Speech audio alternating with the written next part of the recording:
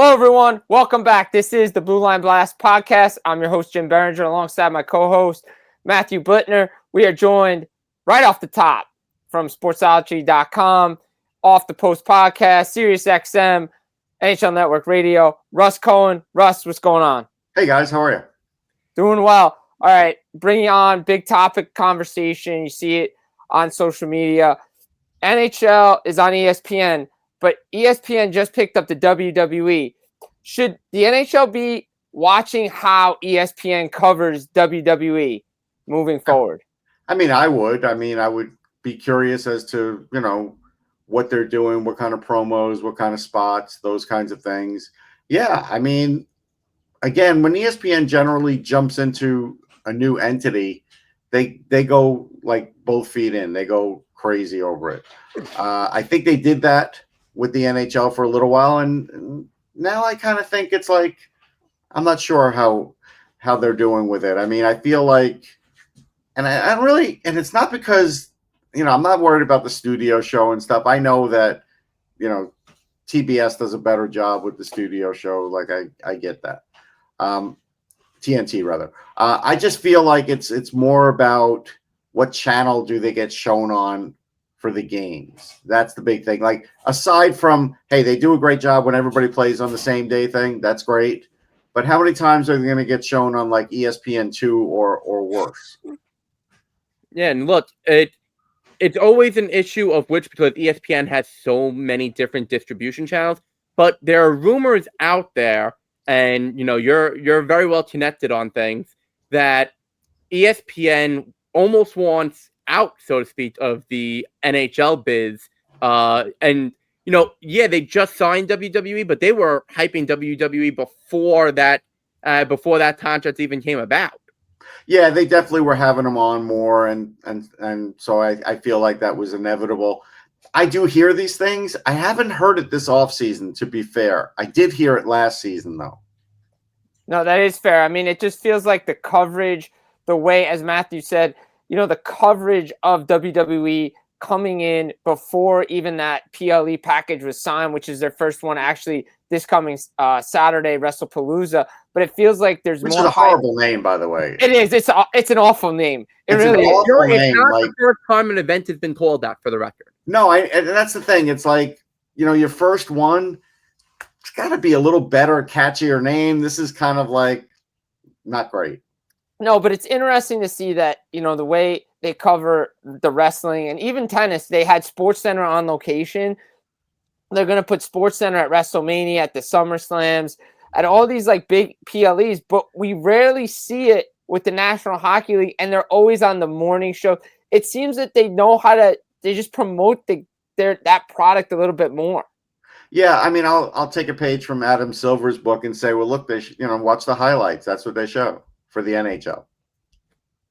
Yeah, I mean, look, it's kind of true. It is true, yeah. Because I've watched First Take, and they almost never talk hockey. The only time they talk hockey is if they invite PK Subban on, maybe once when Gary Bettman's on once a year, but not a lot. Is it inherently a problem in that? I mean, if you look at hockey is full of highlights in any given game, whether it's a big hit, a silky smooth play, whatever it is, great save.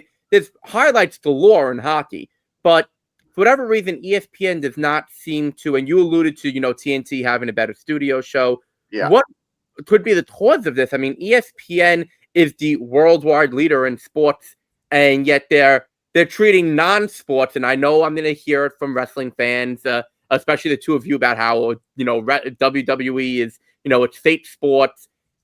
How are they treating sports entertainment as more than an actual bid for sport? Because it gets better ratings. That's true. No, he's right. I mean, Russ is straight up right. That's what it really boils down to. It's boiled down to ratings, Matt. And so they feel like, hey, the NHL has big stars, no question. But, and you guys could be the better guide than this. I'm at a lot of games. I don't get to see the crossover, but once in a while I fall asleep on Monday Night Football or watch it and fall asleep. And then I see that they have like a star from the game on that next show with, I forget the other guy, that guy's name, the older guy with the glasses. Oh, wow, Scott Van Pelt. Scott Van Pelt. I knew it was Scott something. And they do that. I don't know how often, if they show a game, do they have a star from that game on the next show for hockey. That I'm not aware of. I just don't get to see that. I think it's the only time I've seen it was during the final, and that's it when they've had the final. So not on a regular game like they do a Monday night game. No, it's not that. And I don't that's always like the big topic of conversation. Oh, well, they cover when they have that sport, they cover it. When they don't have that sport, they don't cover it. And we saw that with the National Hockey League. But I'm going to push back on the first part of it because they have the sport. They've relegated it to the streaming package. And I think that's also a little bit of the issue. It's on ESPN Plus and Hulu. But I'm sure they're going to tell you, look, Linda Cohen has a studio show, and they have a couple of shows that they do. So they do that. So that's what they would push back with on their end, I'm sure. Yeah, and I mean, look, they did have that studio show that was, I think, every Tuesday, the late afternoon from like 5 to 6 hour with Auto Ocal and Greg Wyshynski and I believe Tortorella was on for a while. He was. I think it was called The Drop. No, The Drop was it's The Point. It's called The Point. The Point. That's it. But even that has seemed to take a back seat, and it's weird to see how ratings, and you mentioned it, Russ. Ratings are less for hockey, but ESPN as the broadcast partner, as the rights holder, should want to push it to increase the ratings. It's not on the NHL or on WWE or on the NBA or whoever to do their, they have to do somewhat their part, but they're just doing their thing, having their games, whatever. It's on the broadcast partner to push it to get the ratings. I think the issue here is, I think we're getting into the streaming ratings versus like network ratings. So like streaming ratings, like, I don't know if Nielsen really monitors that. I know the NHL will give us streaming numbers at times, and that's fine. I don't know if ESPN ever does. I know I get ESPN PR stuff for like soccer and other sports. I don't get it for hockey, so I don't know if they're doing it. So that's a different thing because it's a pay service. So like when you're on a pay service, do you really have to worry about what the ratings are? Like that to me is kind of like the difference here, I think, where when you're on like Sports Center and those things, or the shows, like Stephen A. Smith's show and whatever, then you have to prove some ratings to advertisers. But look, we all watch the ESPN Plus games at times, and they show like 4 commercials and they show them ad nauseum. So I think it's different. And like the big thing is for me when I look at it and I say to myself, okay, I look at all these other sports that they cover, right? The NFL, NBA. When there's big free agents out there, that's all they talk about. Like this past year, you heard about Micah. Oh, he's going to get traded. Oh, is he going to sign? All this stuff. You have that with the NHL offseason, and you just had a media tour with your people there. And the big news is Crosby. You have McDavid. You have Kaprizov. Those stories should be covered similar to those big NFL, NBA guys. It's the same thing, but I understand they don't have the talent on those morning shows to make it happen. Yeah, they don't. And that's why they just invite on PK Subban once in a while. I mean, they certainly could have Greg on First Take or whatever. I've never seen him on there. I don't know why not. So I think that's a fair point. I think, so as an example, to me, a worthy story for ESPN to cover on at least SportsCenter would have been today with Mario Lemieux showing up in a Hummer, going with Sidney Crosby and going to season ticket holder packages houses. Usually Crosby just does it. He did it with Mario today in a giant Hummer. You would think they would want some footage from that because it's Mario Lemieux, a legendary figure. I don't think ESPN's going to cover it. I'd be surprised if they do. Yeah, no, definitely no word out of ESPN on that. And, but besides the rumors that Mario wants to potentially buy back the Penguins. And that's where you could make it a nice little segue there. Right, which no longer looks to be the case. I believe the Hoffman family or whatever is where they're leaning towards. But I guess, we'll start with some rumors here. Russ, you've been around Crosby and the Flyers and the Penguins. You've been around that rivalry. Oh, yeah. Is there any smoke whatsoever, any fire to this that, Sid could potentially be traded? I mean, he tried to quell it on Monday, saying, I want to be in Pittsburgh. And I mean, what do you expect him to say, really? But his agent is not going out there saying what he said without Crosby's permission. There's just no way. No, Pat Brisson would listen to Crosby. No question about it. I think, and again, this has always been my assertion, and I heard a little, smoke this offseason for it. Like, for him going to Colorado would make sense because of Nathan McKinnon. Like, they're buddies. We all know how close they are. They probably do want to play together before Crosby hangs it up. Well, I mean, Malkin, this is his last year. So if at the trading deadline, Pittsburgh's out of it, would Crosby ask to be traded? I don't think it's out of the realm of possibility. I know people are saying, no, it's not going to happen. And every staunch media person from Pittsburgh's probably saying no, but I do think there's a chance. Is there a chance, and we'll talk about the guy in Minnesota before we get to the guy in Edmonton, is there a chance, because the reports are he turned down the biggest contract in NHL history, Kirill Kaprizov turned down eight times, $16 million a season, $128 million, the richest contract in NHL history. Is there a chance, if they don't get this extension signed and it goes into the season and we're around December, is there a chance we could see him traded? Yes. I don't think Bill Guerin's going to stand for it. Like, he wants to make the playoffs, but he'll be able to get enough assets in that deal that I still think they'd be a playoff team. They just wouldn't be as dangerous without him. I mean, that's obvious. I know Larry Brooks wrote an article today, or at least put a tweet up, and was saying that it would be kind of ridiculous for the Rangers to go after Kaprizov, and gave reasons X, Y, and Z, but I'll still disagree with it, because that does sound like a Ranger move that they would do that. And they would probably move Panarin in the deal, because he still has a year left, I think, after this year, right, Jim? So no, this is last year. Yeah, this is his last year. So this is last year, so that's fine. So they'd be trading a lame duck for a lame duck. I think that's a possibility. I don't remember if Panarin's got a no trade. He probably does. He has full no move. Yeah, so he probably would nix it. But I think still they probably would either try and talk Panarin into it, or still trade for Kaprizov and try and sign him in the offseason, have those two play together for half a season, one way or another, because you can fit him in at 8.5. I think it's 8.5, right? Yeah, it's 9 right now, but if Minnesota 9. eats some salary. 9, 8.5 when it's done. Yeah. I feel like he is going to get traded now. I know the sides had all their chat about it, but I think it was coming from a place where Kaprizov wanted to be the highest paid player, which they offered him. But I think, like baseball, and we don't see this enough in hockey, but because the cap's not really been going up and up and up, but the players know the cap's going up every year now.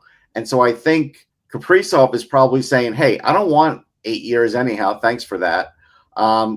Maybe he would take 4, but I think for those 4 years, he probably wants to be in like the top 5 paid players in the league. So they're kind of guesstimating, because you can't, it's different than baseball. Like, baseball has these escalators that kick in, like, hey, and football does it too at times, where if a guy's not a number 5 paid player in the league and it's in his contract, he gets that extra money. They don't do that in hockey, but they could guesstimate what it would be. So it would be 16, maybe then go to 18, maybe then go to 19. You know what I mean? So he'd be a top paid guy in the league. My guess is they probably would average that out and say, yeah, maybe like 4 by 19. And Minnesota's not going to do that. Like, I think Jordan Leopold wants to keep him. And I think that's why he gave that offer, which was a generous offer. But I think we know Russian players are always going to try and get the most money they could get. There hasn't been one yet that I can remember that has been underpaid. That's a great player. Now, it's an interesting point that you bring up on that, but the 4 by 16, 4 by 18, 4 by 19, I mean, it still comes out to what the average annual would be, and it can't be more than 20% of the cap in any given year. So if it would start for the following season, so the cap is 95.5 this year. So the following year, 103. So realistically, it can't be more than, shade over 20 million. Right. So maybe he wants some. That's what I'm saying. 19, I think, is a good number. Right. So in my mind, there are three reasons, and only three, for why he turned down this deal. And I wonder which one you think it is. Either A, he doesn't want, as you said, he doesn't want 8 years. He wants a shorter term deal.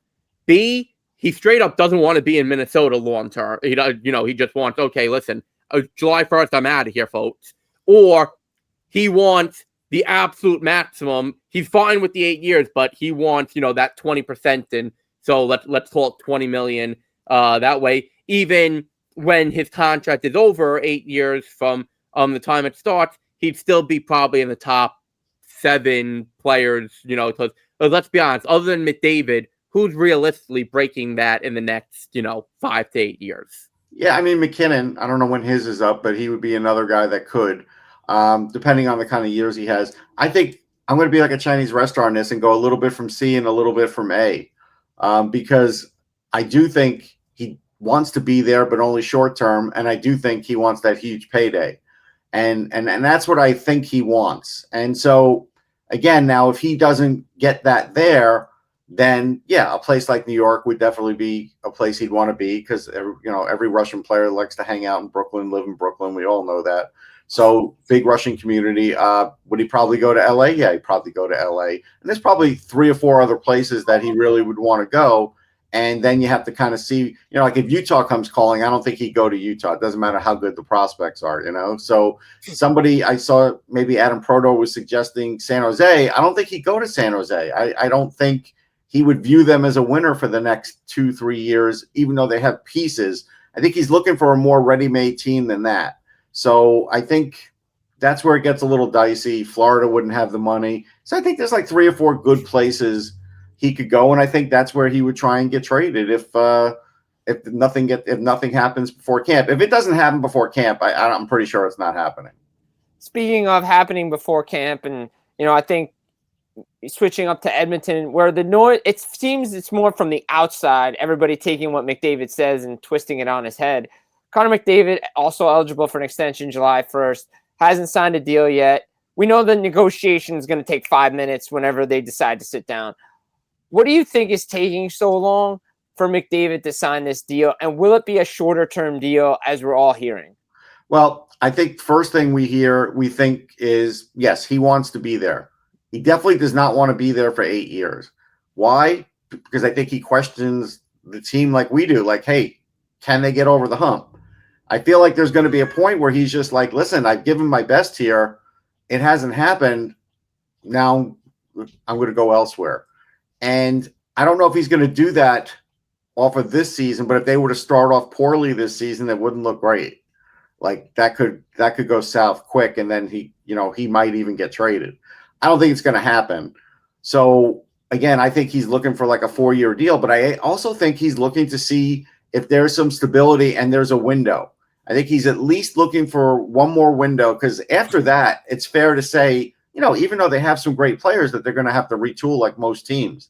So I think he's looking for that window. And listen, he could go to any team.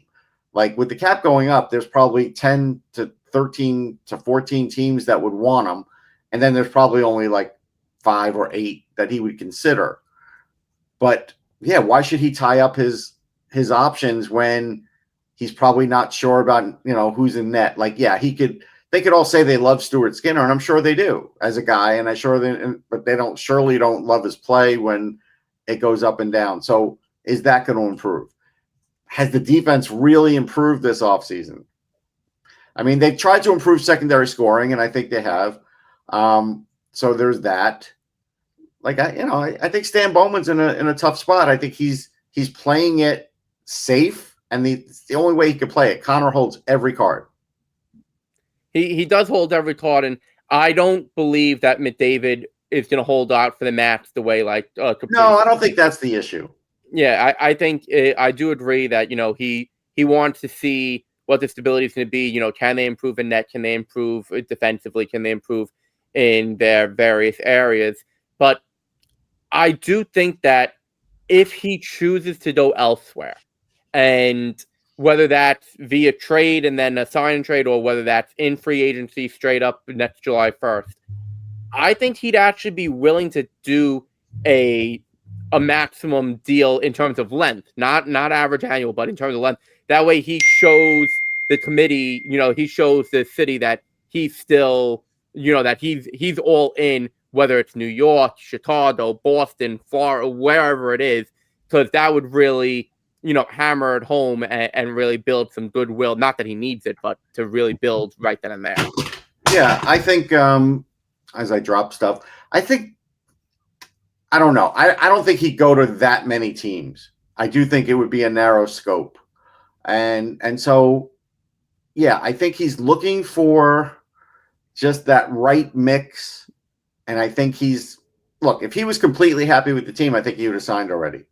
So I think there's some unhappiness there that he's not going to make public.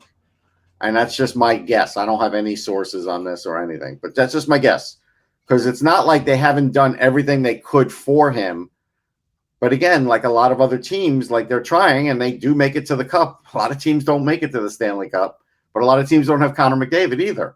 So it's like, I feel like Draisaitl is doing his part to keep him there, and we'll see. I mean, it's a fascinating thing. I think it's different than Gretzky in the sense that, Gretzky truly didn't want to leave, but the owner was going broke, so then he left. And then with LA, I think it was because Bruce McDonald was having all those problems. So then, the Rangers became attractive, and that worked out. I know people think Toronto for McDavid. I think he's too young for Toronto. Everybody goes to Toronto or the Rangers when they're like 35 years old, right? So 35 or older for those last few years. So I think he's too young for that. Yeah, no, it's going to be interesting to see what happens with all these topics. But Russ Cohen, thank you so much for joining us. You can catch his great work, sportsology.com, Off the Post podcast, and SiriusXM NHL Network Radio as well. And I forgot to mention NHL Draft Buzz as well. Check him out there. Russ, thank you so much for coming on the Blue Line Blast podcast. Okay, thanks, guys. And we're going to send it to our non-existent sponsor, and we'll be back on the other side. And you heard from our non-existent sponsor. We're back here on the Blue Line Blast podcast, here on the Reset. Jim Biringer, Matthew Blittner. Let's talk about it. We mentioned it last week when we had our great guest, Matt Laughlin, on, talking New Jersey Devils. Obviously, Luke Hughes still does not have a contract. But the big noise, if you want to call it noise, maybe it's everybody's got to just pump the brakes a little bit. But Jack Hughes and Quinn Hughes at the NHLPA Player Media Tour talked about playing with each other. I think Quinn was more kind of subdued about it, even though Jack came out and said, yeah, of course we would. And everybody knows everybody's got contracts still. But that's been the big thing since Jim Rutherford talked about how, that's what he wants to do. Some of it's in our control. Some of it's out of our control. Realistically, what can we expect? Do we think this is going to happen? Realistically, Jim, and there's a lot of things that can happen, and nothing's going to happen imminently. Okay, let's get that right off the bat. Jack Hughes is signed for 4 more years. Quinn Hughes is signed for 2 more years. Luke Hughes, while not being signed, still has 2 more years of team control with the Devils before he would even be walking to free agency. So here's what I think is going to happen. Okay, and I could be entirely wrong. I could be entirely right. I could be partially right, partially wrong. Whatever it is. Jack with the longest contract is who the Hughes brothers have to work off of. So there's no way on this God's green earth that the New Jersey Devils are going to ever entertain trading Jack Hughes. It's just not going to happen. No, they're not doing it. Jack with the longest contract left is what you have to work off of. He's got 4 years left. Luke, there's no offer sheet. That's not happening. Luke signs 4 years. Do you want to call it a bridge deal? I know bridge deals are 2 years. Medium, mid-range deal, mid-range deal. He signs 4 years, matches Jack. Quinn, he becomes a free agent in 2 years from now. He can do one of 2 things. Re-up with Vancouver. One of 3 things. Re-up with Vancouver after that to match Quinn and to match Jack and Luke. Go to New Jersey for 2 years, or sign somewhere else where, the Hughes brothers maybe want to be or whatever, get a foothold for 2 years. And then once the 4 years are up, all 3 brothers hit free agency at the same time, and they either re-sign with New Jersey, go someplace else, wink, wink, nudge, nudge, Detroit Red Wings or someplace else. They do have ties to Michigan. Maybe they go to LA, chase the bright lights of the Toronto. They've had ties to up there. They've played up there. I don't know that they're gonna. I mean, Quinn already deals with the Canadian. Yeah, well, the other two may not want to, which is much less than Toronto. Yeah, I can't see them doing it. Jim, you and I both see how Jack is with the media in New Jersey. They're not going to Toronto's media. No, they're not happening. Okay. No, I gotta say this. Majorly changes. I'll say this though. I think, and Quinn Hughes said it best, and I've been reporting on it and have talked about it with other guys. Nothing's gonna happen now. Let the season in Vancouver play out, and then we'll talk. Because what if, and this is a good possibility, what if the Vancouver Canucks make the playoffs? Then what? I mean, even if the Vancouver Canucks make the playoffs, short of them winning the Stanley Cup, I don't think they would have to win multiple cups because let's be honest, like we said, he still has 2 years left. So, okay, nothing's happening this year. Even if they win the cup, he's eligible next July 1st to sign an extension. Right. So if they win the cup, regardless, I don't think he signed an extension before the contract is over. He's not going to sign an extension before the contract is up because he's going to want to see what Jack and Luke, what potentially is unfolding there. As I said, I think, when his contract is up in 2 years, he either signs an extension then or he goes somewhere else for 2 years or he comes to New Jersey for 2 years. Whatever it is. He's not signing an extension so quickly. I don't think he is at all. Again, that's whether they win the cup or finish in last place. I'm just going to say this. I'll say this one. The Vancouver Canucks have a history of doing things that are weird. And what I mean is weird is we had the talk that was more outside with JT Miller, his contract year, then he signed an extension right before the trade deadline. Then we had the Elias Pettersson talk all year last year. The year before, right after JT Miller signed. He was going to get traded. Then he signed an extension. Then both of them were going to leave last year. Miller ended up getting traded to the Rangers, as we discussed over the summer with Colin Stephenson, who will be on with us again. However, this could be a similar situation. Brock Besser was supposed to be out the door. We just saw Thatcher Demko just re-sign, an extension with the Canucks, get a full no-move clause for 3 years. And you have Lankinen, you trade Arthur Sivas. There's a realistically, based on history with this team, because Connor Garland was supposed to be traded and never happened. He could stay. That Quinn Hughes actually could sign a multi-year extension with the Vancouver Canucks. Well, like I said, he could re-sign with the Canucks for the 2 years once his current contract is over. And that way he then hits free agency with Jack and Luke, because 2 + 2 = 4, and that's when Jack would be in Luke potentially if he signed a 4-year deal. That I can see potentially happening. I don't think he signed an extension before his contract is up. I don't think he signs it when he first becomes eligible. I think he would sign it, during the no longer legal tampering period, if you're whatever you want to call that. I still think they need to bring back the legal tampering period. Yeah, you and I both agree that they need to bring back legal tampering because technically July 1st is when they're supposed to be talking on a new extension. Yet we see these extensions done pretty quickly when guys are eligible outside of, Kirill Kaprizov and Jack Eichel and Connor McDavid and all those guys, Kempe in LA and Kyle Connor in Winnipeg. Sometimes these guys take time. However, it's going to be interesting to watch because this was the big story. I think we just got to pump the brakes, see what happens, because who knows what the situation is going to look like a year from now. I will say this, and no one is talking about this right now, so I'm going to bring this up. Jim, it's been a while since we've had a blast from the blue line. Woo! Okay, and I'm turning it up to I'm turning it up to a 13 on this. After everything that happened with JT Miller and Elias Pettersson, and how there's still rumors going on about what's going on with Elias Pettersson, will they trade him, will they not? I think that the shine has come off of Quinn Hughes' captaincy. Forget about his on-ice play. We know he's a transcendent defenseman, offensive defenseman. I'm not taking anything away from him there. But the fact that as a captain, he could not unite that room, and the fact that he still has not united that room when the so-called, problem in JT Miller is gone. JT Miller is gone. Okay, it's not like the ghost of JT Miller is still there. It's not. Okay, the fact that he has not managed to unite that team still, that you're still hearing all these different things, and as you alluded to, there's Vancouver's such a weird and wacky franchise that anything can happen. The fact that he has not united them, Jim, it's never going to come out. Okay, it's never going to be one of those things unless just the what hits the fan.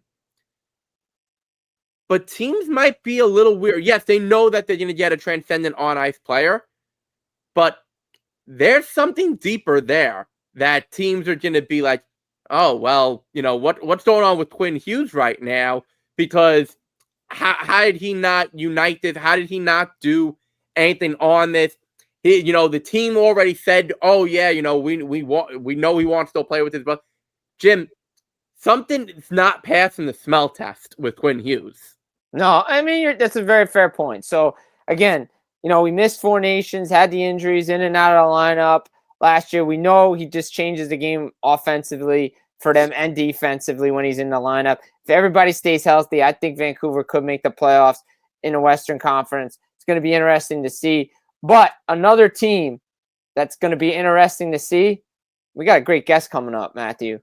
We've had him on before. That's 2. Historic. It's historic. 2 historic guests. The first guest. time.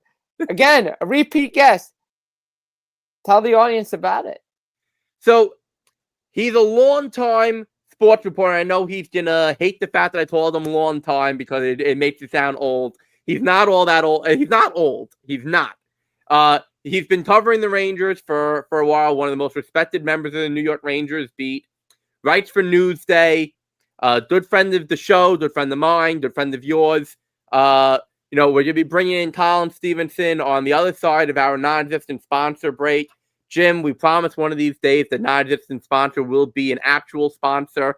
Unless some company wants to come along that's called the non-existent sponsor. Wouldn't that be great? All right. They can sponsor my coffee mug. Yeah, they can sponsor your... I don't have a coffee mug. What do I get out of this, then? You can get a coffee mug, too. They can sponsor the background right here. They can go in the little window box. Yep. But we'll be talking to Tom Stephenson right after this break.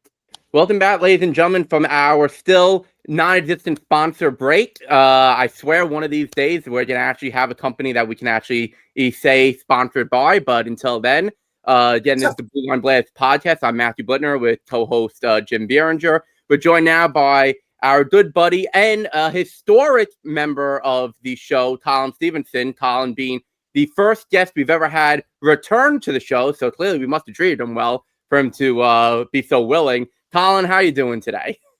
I'm doing mostly all right, I guess. How are you guys up to? Yeah, not too bad. Hockey's around the corner, right? Yeah, hockey's around. Training camps open this week. Wednesday, most teams have their veterans report, for some, physicals and measurements and stuff. Thursday, obviously, be a day on the ice for some teams. But before we get into that, we would be remiss. I mean, obviously, Colin, we're going to do a Rangers season preview with you.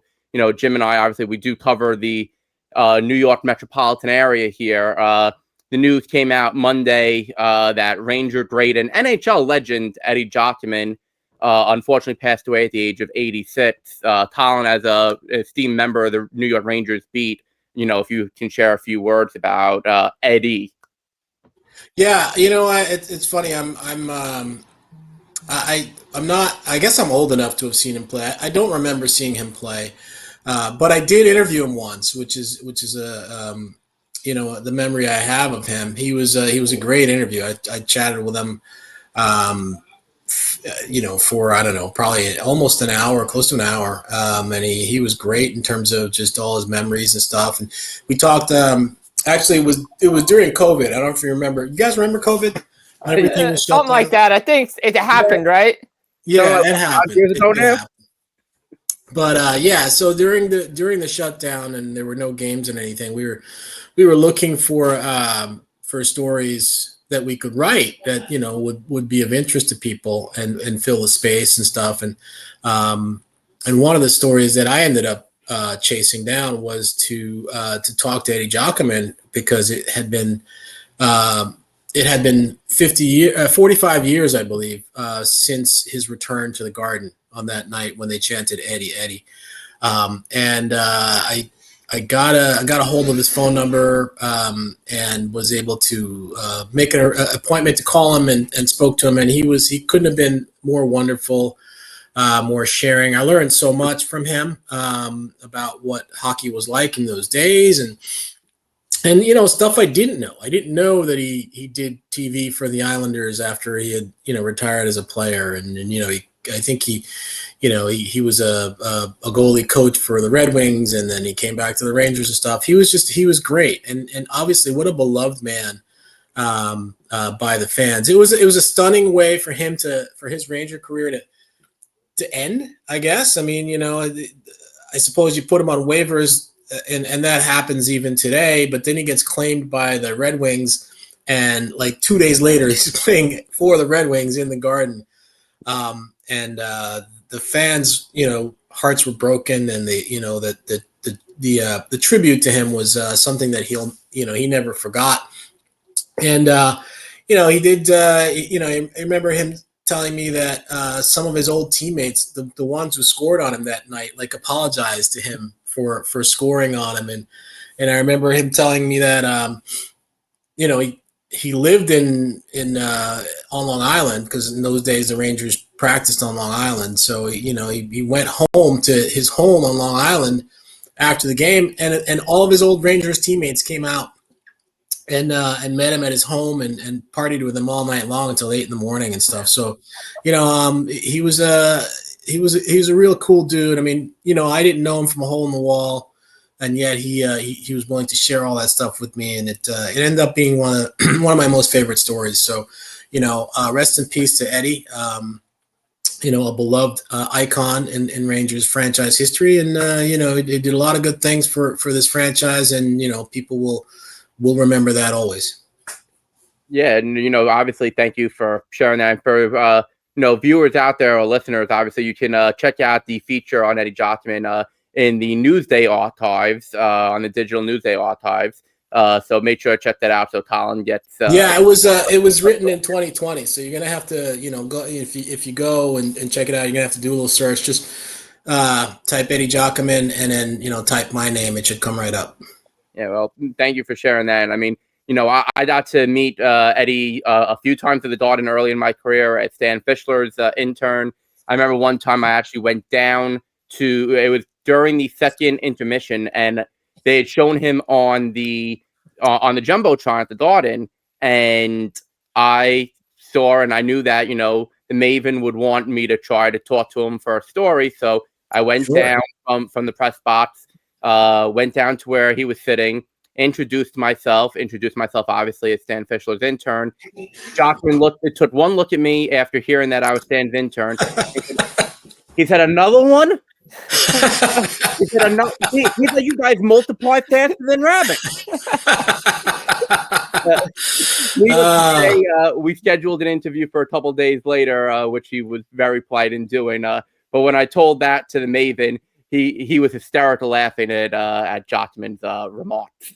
I feel like he's had a lot of interns, man. I mean, you got a lot of company there. Your fellow brother and sister interns there. There's a lot of you. Yeah, enough to I believe the running joke is that there's enough of us that we could form our own army and invade a small country in Europe. That's great. That's awesome. No, I mean, I was just going to say, just to add to the Eddie Giacomin stuff, I remember like all the card shows and the hockey shows, they come out, bring the NHLers out there. And there was one in New Jersey, like in Hasbrook Heights at the Hilton. He was there, a couple people were around him. He took 20 minutes, 30 minutes, just talk hockey with me. It was like just a great day and just a nice man, like you said, Colin, such a nice guy. And he couldn't have been like happier to see me just to talk stories. And yeah, I never got to see him play, but I've heard like one of the best goaltenders ever in the NHL. Yeah, I mean, people are, just a little bit older than me that saw him play. I mean, like they rave about him and what this guy meant to the franchise and meant to them growing up. So yeah, it's a big loss for the NHL and for the Rangers family. Big loss for the media people too. I mean, Howie Rose, now the Mets radio broadcaster for a very long time, but started out as a Ranger broadcaster, shared his heartfelt moments of watching Eddie on Twitter, Twitter/X earlier on Monday. Right. But, obviously we do wish condolences to the Jockman family and the Ranger family at large. Colin, speaking of the Ranger family, it's never an easy segue, but the Rangers open camp in a couple of days here, and they have the potential to be either a very interesting team that can make some noise, or a team that can cause a lot of face palms. So why don't you give us the nuts and bolts of them? Well, so there's been a lot of change. These are not your Rangers of a couple of years ago. Obviously, there is a new coach, so that's the latest change, or one of the latest changes. No, the latest change is actually that they traded Keandre Miller, and the change before that was they traded Chris Kreider. But before they traded those two guys, they hired a new coach in Mike Sullivan.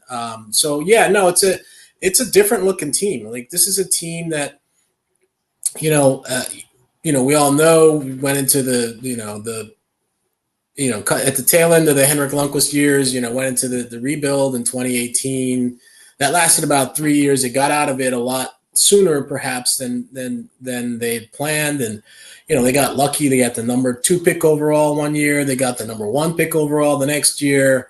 Then they made the playoffs and made it all the way to the Eastern Conference Final. Got bounced the next year. Made it to the Eastern Conference Final again. So in 3 years, they made the 2 Eastern Conference Finals, had 100 points in each of those 3 seasons, and then all of a sudden last year was a dud, right? And then the changes started. So this is a different looking team than the team that, little more than a year ago lost in Game 6 of the Eastern Conference Final to the eventual Stanley Cup champion Florida Panthers, right? If you look at the lineup from that night, and remember, that was probably about June 1st. And, here we are, we're in September. So it's 15 months or so. And if you look at the lineup from that night, fully half of them are gone, right? I mean, of the 20 players who were dressed that night, 10 of them are not on the roster anymore. And both of the goalies are still on the roster. So that means 10 out of 18 skaters that were dressed are gone. So I mean, it's a different looking team. To move on from Chris Kreider is kind of a stunning turn of events. But it even started before him, and started with Barclay Goodrow, and then they traded Jacob Trouba, who was the captain. They moved on from a lot of people, and so they're almost in transition. They're in flux, and to tell you that I know what we're gonna expect from them would be misleading you. I have no idea what really to expect. I mean, I would assume that the track record of this group has been that they play well in the first year of a new coach, right? When they got Gerard Gallant, they played well and they made it to the conference final. The next year, not as well. They fired him. They brought in Peter Laviolette. They made it to the conference final. The next year, not as well. They fired him. So now you bring in Mike Sullivan, who's an accomplished guy, 2-time Stanley Cup winner with the Penguins. I would expect that they'll get a new coach bounce. I would expect that they'll get buy-in from the players right away. I would expect that all the things that went right for them 2 years ago went wrong for them last year. Maybe those things will come back to the middle, or maybe they'll go right for them again this year. So I would expect a bounce back. I just don't know that much about the roster and how it's going to all shake together. Like, you have JT Miller now for the whole year. He's going to be the first line center. Okay. We've seen him before. We know what he's capable of. They went out, they signed Vladislav Gavrikov. We know what his reputation is, right? He was a great defenseman last year in LA. but he's got to, acclimate to this group. If you look at their defense, which was bad last year, admittedly, really only Braden Schneider and Adam Fox are back from that, from that Eastern Conference championship game, or, Eastern Conference Finals game of 15 months ago, right? I mean, the other four guys are gone. So it's a pretty new defense, except for Fox and Schneider. And there are, questions to be seen, to be answered about how everything meshes together. Is Gavrikov going to play with Fox? We presume so, but obviously we'll have to see in training camp. Is that going to be a good pair? Is Will Borgen going to play with Carson Soucy, who I believe he played with in Seattle? That would make some sense. Braden Schneider's a right-handed shot. Scott Morrow, who's a defenseman that they got in the Keandre Miller trade, is also a right-handed shot. He just, he had a great weekend in the rookie games, between the Flyers and the Rangers.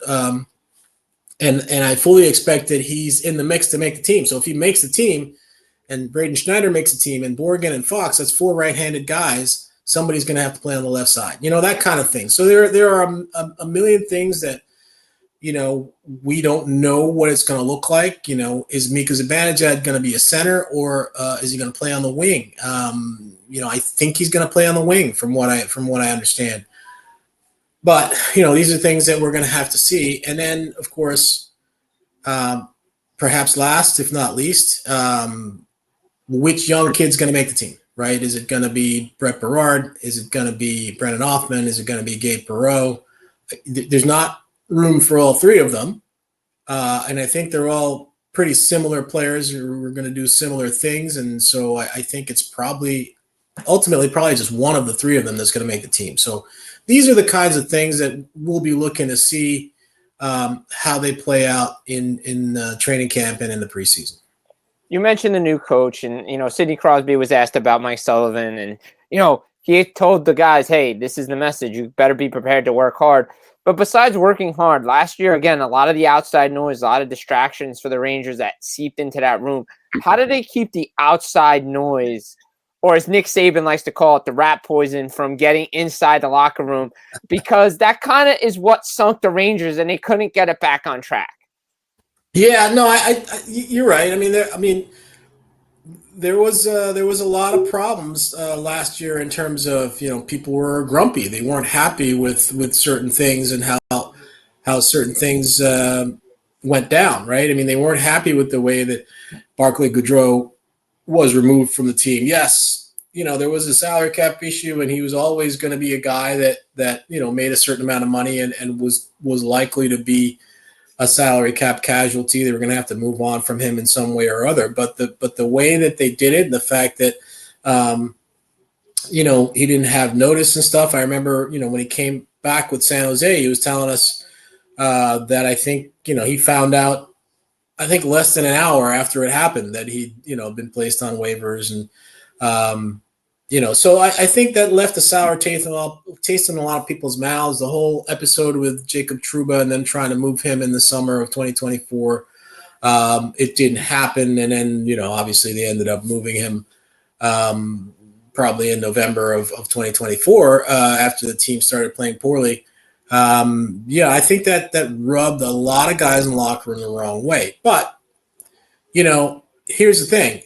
They have seen that if you let that stuff rub you the wrong way and it affects the way you play, what you get is you don't make the playoffs, right? And so obviously they don't want to do that again.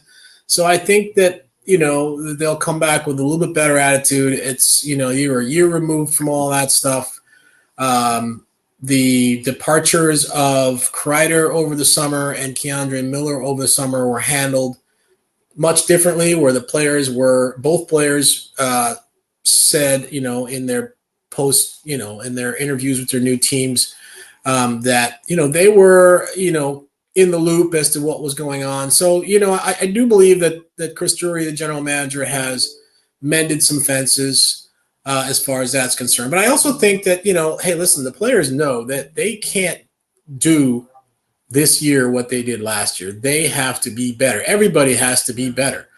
And so I think you go in with that mindset that you have to be better. If you're Mika Zibanejad, you have to be better. If you're Artemi Panarin, even though he was the best player, and I think he was largely blameless in all this, he's one of the guys who still had a great season for them. He went from 120 points to 89 points. So, I mean, that just can't be. He has to be better. Igor has to be better. Alexei Lafreniere has to be better. The only guy that really doesn't need to be better is Will Cooley, but he's going to be better because he's trending upward. So, but I think they all know that they have to be better, and they all have to put that behind them, all that stuff. But I also do think that Drury has, done what he needed to do to kind of mend some fences. So that part I think should be okay. And now it's just a question of, if the new guys that you brought in are going to be able to be as good as the old guys were, 2 years ago. And if you get those breaks and if the chemistry meshes, it starts with Igor. I don't think he was poor last year by any means, but his numbers were probably the worst that they've been in the league, right? I mean, his save percentage was the worst it's been. The goals against average, which is more of a team stat than anything, was the worst that it's been. So, he said on breakup day he had, he needs to be better. He needs to make more saves. So it starts with him, but everybody else has to be better as well. And I think everybody knows that. Now, speaking of, not letting things snowball really, and, a lot of things in what you're saying it's more the leadership in the room, the chemistry, than it is the talent. If you look at it just from a sheerly talent perspective, I mean, Igor Shesterkin's one of the best goalies in the league. Artemi Panarin's one of the best wingers in the league. JT Miller and Mika Zibanejad, two of the best centers in the league. Adam Fox, one of the best defensemen in the league. Mike Sullivan, one of the best coaches in the league. A lot of best of at their respective positions. Yeah. But it's not that. This is why games are not played on paper. And it seems from all the reports that we've heard that the leadership group will be some combination of JT Miller, Vincent Trocheck, Adam Fox. One of them potentially, if the captain is named, would be named captain. JT Miller, of course, rubbed people the wrong way in Vancouver, rubbed people the wrong way in Tampa, rubbed people the wrong way his first time around in New York when he was, by his own admission, more immature. How do you feel that, if it's not a talent issue and it's a matter of not rubbing people the wrong way, is that really the leadership group to take the Rangers forward? Well, I mean, certainly, that would remain to be seen, right? I mean, we don't know until we see how it plays out. But yeah, you're right. I mean, there have been reports about JT Miller. He can be a prickly guy. I had a little bit of a run-in with him myself, where I think I was asking him some question about Vancouver. I think they were going to go play Vancouver or something like that, and he didn't like the question that I asked him. So I've seen that myself. He doesn't he doesn't put up with a lot of stuff. But on the other hand, sometimes that's a good thing. Right? I mean, sometimes, on a team, if everybody's a nice guy, you need somebody to be, the prickly guy, right? So, we don't know. To me, I mean, I just, I'm writing my preview stuff, my training camp preview stuff for the newspaper, and one of the questions I have is about the captaincy and if they're going to name a captain or not. And you would think that you have a new coach that literally, hasn't seen these guys, hasn't been with this whole team yet. How's he going to pick a captain? I mean, doesn't he need to get to know the guys first, get to know the group first? You would think that he would, right? So I don't expect him to name a captain on the first day. Might he name a captain by the end of the preseason? I guess, sure, maybe. I also don't know necessarily, and I know it's a hockey thing. It's a big deal to have the C on your jersey and all that. I mean, how big of a deal is it really? You know what I mean? The leaders are the leaders, whether they have a C on C on their jersey or not, right? So I don't know. we'll see. I mean, I think that, JT Miller, whoever he is and whatever he is, Vincent Trocheck and he are like best friends growing up since they're like 8 years old or something like that, or 10 years old or whatever, living next door to one another back in Pennsylvania or Ohio or across the other sides of the Pennsylvania-Ohio border or whatever it was, and playing, youth hockey together and all that kind of stuff. So they're best friends growing up. I think those two guys, between the two of them, will be good for this team in terms of a leadership perspective. But it's definitely going to be different than it has been. Yeah, you mentioned Will Cooley before and some of the younger players that have a chance to make this team. And if they do, it's just a trend that I've noticed, and maybe you can share some light on this. But the young guys, like the development and the positions that they put in this roster, how much of a role is Will Cooley going to have now because of the app now that Chris Kreider departed? And can we see some of those guys take the next step? Because, for years we had that kid line, and maybe they should have been made the second line and been put together. Again, that's back in the past. But what's the next step for some of these young guys? I mean, if you're talking about Cooley specifically, I think Cooley is gonna step into a lot of the minutes that Kreider occupied, right? I mean, he plays the same position. He I believe is gonna be a candidate to replace Kreider at the net front on the power play, right? Kreider was that guy forever. But I think Will Cooley does a good job in front of the net. You see most of his goals are from, 5 or 6 feet away. I mean, just outside the crease, right? So I think Will Cooley makes perfect sense to step into that net front role on the power play. We'll see. Kreider also killed penalties. Cooley killed penalties last year. So, I mean, maybe he'll kill some more penalties. I think his ice time will go up. He averaged maybe 15 minutes a game last year. I think his ice time will go up, with Kreider not being here. Cooley started out last year on the third line. Kreider was in the top 6, and in the last third of the season, Kreider ended up playing on the third line, and Cooley ended up playing on the second line. I suspect that Cooley will be in the top 6. I fully expect that. I mean, I wouldn't be surprised if it's Cooley on the left, JT Miller in the middle, and Zibanejad on the right, which sounds like a top 1 or 2 lines. And then I would probably assume that you keep the Panarin, Trocheck, Lafreniere line together. So those would be your top 6, I believe. And I think that Cooley's trending up, man. He's just, I don't see where the limit is for him. The ceiling is for him just yet. I mean, I think the best is yet to come for him. Yeah, well, he's going to be the X factor. Will Cooley's going to be the X factor, in my personal opinion, for the Rangers this year. I know you can say, oh, well, if Barad comes up, if Barad is up and what he does, or Offman or Perreault, they're an X factor, how the defense shakes up. You have to replace, as my father likes to say, you have to replace Kreider's, average 25 to 30 goals. And the best candidate to do that is Will Cooley. But, Colin, we don't want to take up too much of your time. Also, we want readers to read your season preview, so we don't want to all the way here.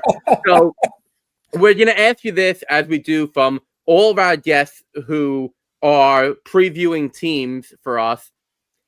Right now, obviously, we haven't seen the Rangers on the ice yet, barring the prospects against the Flyers prospects over the weekend. What is your prediction on where the Rangers finish in the Metropolitan Division, and if they are in the, in a playoff position, how far do you think that this team can realistically go? I mean, as I said, I don't know. All bets are off. It's not the same roster. It is a new coach, and it's not the same roster. So I can't say with any great certainty that I really have an idea what to expect. But I would say that from a purely law of averages standpoint, I think 2 years ago they had a year where just about everything went right. Last year they had a year where just about everything went wrong.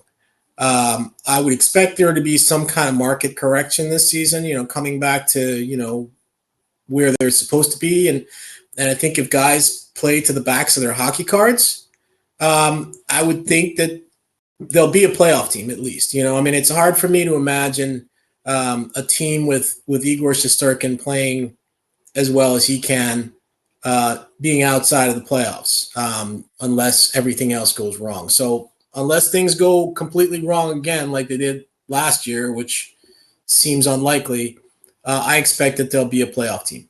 How deep into the playoffs can they go? You know, well, you just got to get in, right, and see what happens. I would like to think, again, not a lot of empirical evidence to support this, but I would like to think, based on what I know of these guys, Panarin, Zibanejad, Trocheck, JT Miller, Fox, Shesterkin, I'd like to think that they're good enough to get into the playoffs. I'd like to think they're good enough to win a round. And if you win a round and you go down from 16 teams to 8 teams, then you're in it, right? And you know, then the possibilities are endless at that point. I don't, you know, but I can't tell you. Nobody can tell you anything with any certainty, right? But yeah, I would expect that they'll make the playoffs. I would expect that they'll win a round. I think anything beyond that is gravy. Do I think they're going to win the Stanley Cup? I mean, well, they could, but you know, Florida's still there and they're not going anywhere. So, you know, I find it hard to believe that they'll get past Florida.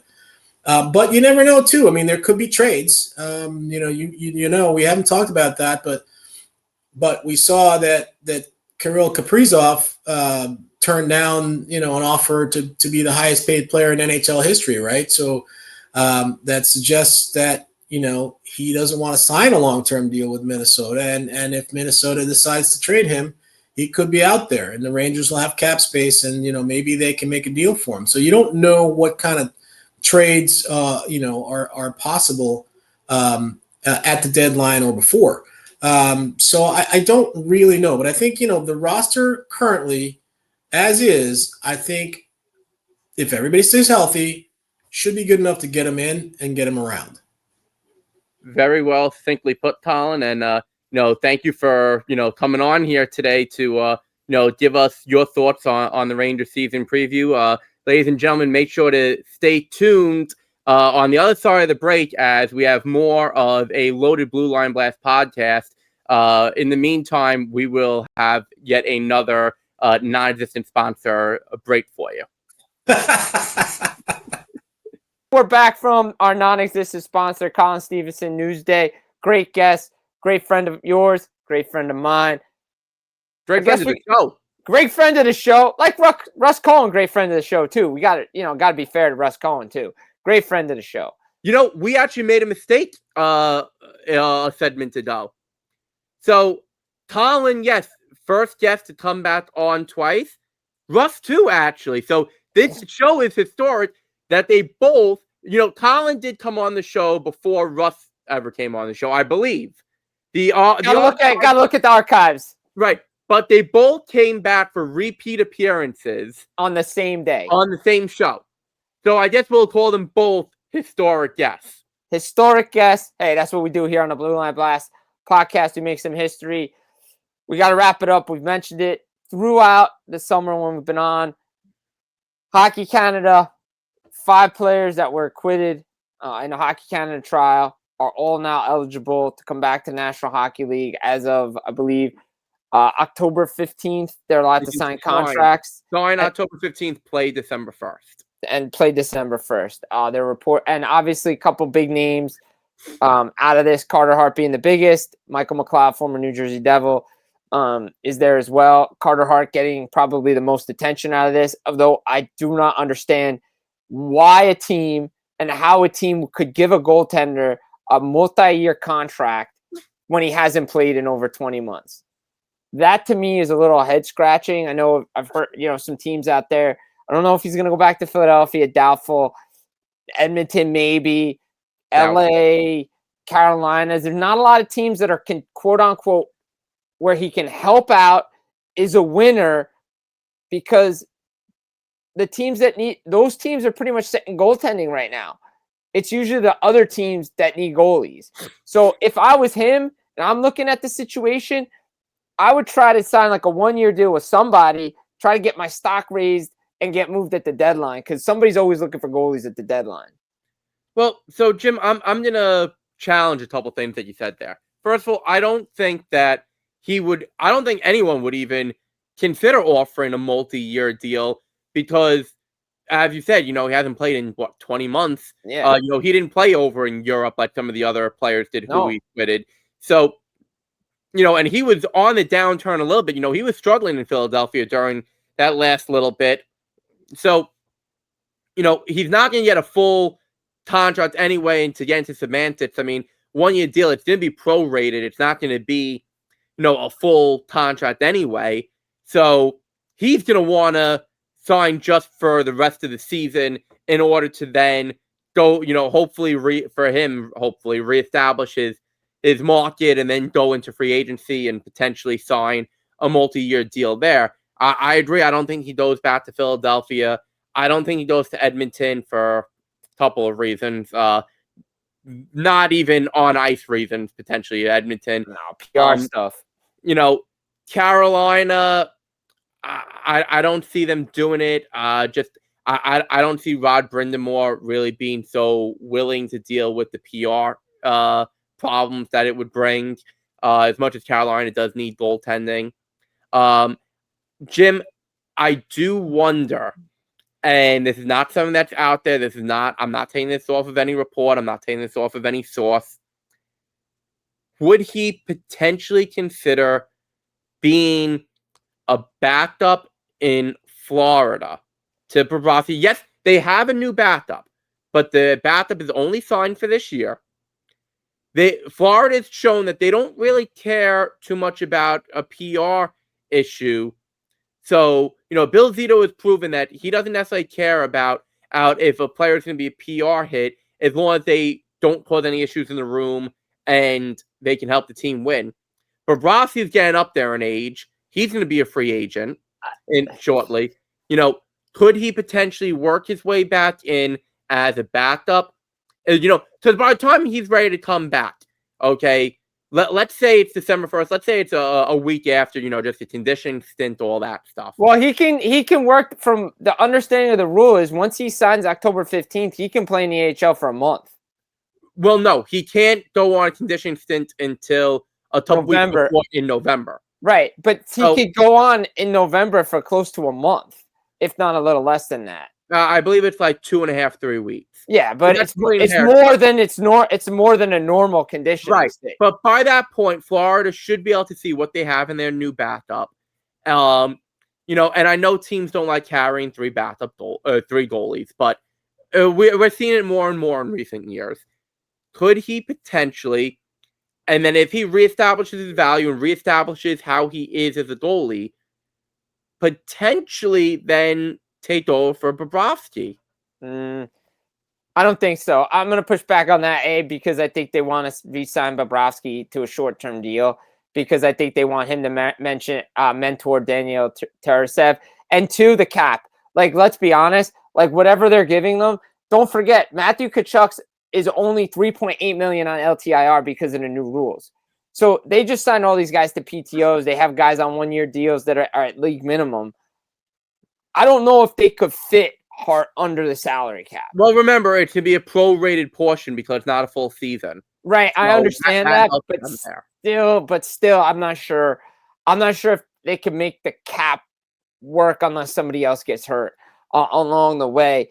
Yeah, I mean, I don't know. Again, I'm not sure how many teams are actually going to be willing to take the PR backlash of this. Somebody will try to take a chance on it. Same with McLeod, because he was showing he could be a face-off guy, third line center, face-off guy. Like, I mean, look, let's be honest. Like, New Jersey could use a guy like that, but they're not bringing him back. Like, no. That's not happening. But that's the guy they need. Like, that's 100% the guy they need. They're just not going to do it. But teams would look at him, and he's probably going to feel some offers. The rest of them, Formanton's already in Switzerland, so that's another guy. Dylan Dubé. Man, how many really guys are going to go after Dylan Dubé? Yeah, look, I will say this, and it's not an apples to apples situation. I don't even know if you can say it's apples to oranges. It might be apples to bananas for anything. Slava Voinov was found not guilty in court. Okay. He was suspended by the league. The suspension was up, and still no one went after him. Which, and again, you can say, oh, well, it's not the same thing. And you're saying that, okay, well, Carter Hart's the only one who is even drawing any interest because there's always a shortage of goaltending. It's like in baseball. There's always a shortage of pitchers. I wonder if there might not be a situation in the NHL where the teams, wink, wink, nudge, nudge, even though the suspension is over, say, you know what, we're just not willing to take, the issue. I mean, Voynov, by all intents and purposes, was a good enough player where if a second chance was going to be given, somebody should have picked him up. Right. So, and again, we're not advocating for him to have died on that second chance. What he did was absolutely heinous. What these players did is absolutely heinous. Not advocating that they should have a second chance or should not have a second chance. We don't want to get in trouble with the NHLPA. But I wonder if there might be that bit of an undercurrent. Look, they're eligible to get work. That doesn't mean they will get work. Like, that's the difference, right? They're eligible to play again. They're eligible to get work again. Will they? We've seen in the NFL too. Certain guys, they all just say, hey, you know what? Nope, not this guy. We don't want him. The NFL is a very different league on how they treat things than the NHL. I understand that. But there's the C word's been thrown around. Collusion's been thrown around. Hey, they don't want this guy on a team. You know what? I could see a scenario, same thing with Voynov. I could see it. I'm not saying I'm advocating for it. I'm not saying that. Could I see it? Yes, because of the PR backlash that will come with it. I think we can realistically rule out any of the 7 Canadian teams. Yeah, all gone. This is for all the players. All the players do not want to play in Canada. Right. That, forget about it. The media circus, PR circus, the team's not going to want to deal with it. The players are not. No, absolutely not. Especially Toronto. That's not happening. So that leaves the U.S.-based teams.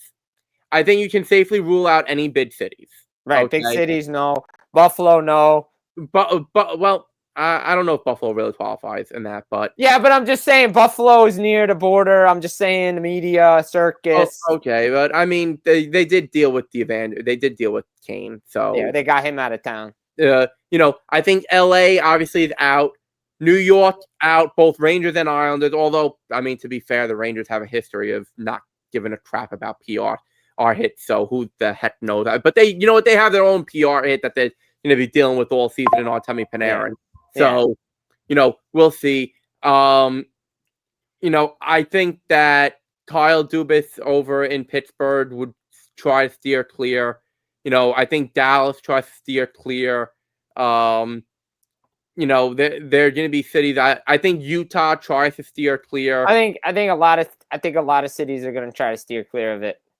Yeah, I think you almost need to, Chicago should, but if there's ever a team that should try to steer clear, it's Chicago. For no other reason than the fact that they're still dealing with stuff from the Tile Beach stuff. There's new lawsuits that have been filed. They're not dealing. You said it before. All major cities not going to do it. Chicago decides to dip their toes in any of these waters. I don't even know what to say about Chicago. Wow, then we got deeper issues than that, which again, that'll be discussed some other time. I don't know where they're gonna go. To be honest, I have no idea. Like, who knows? Right? Somebody might take a flyer on it. Say maybe Seattle. I don't know. Maybe I don't know, but maybe too close to Vancouver for some of these dudes. So you don't know. Like me personally, I don't know what's gonna happen. I do know that they're eligible for work. Will they get work? Well, time will tell. Time will tell. That's all I'm going to say. Guys, jam-packed, loaded episode, Blue Line Blast podcast. Jim Biringer, Matthew Blittner. We want to thank our guest, Russ Cohen, Colin Stephenson. Guys, up on a YouTube channel. Like, subscribe, comment. Love it. We'll be back again next week. or I should say in 2 weeks. We'll be back in 2 weeks.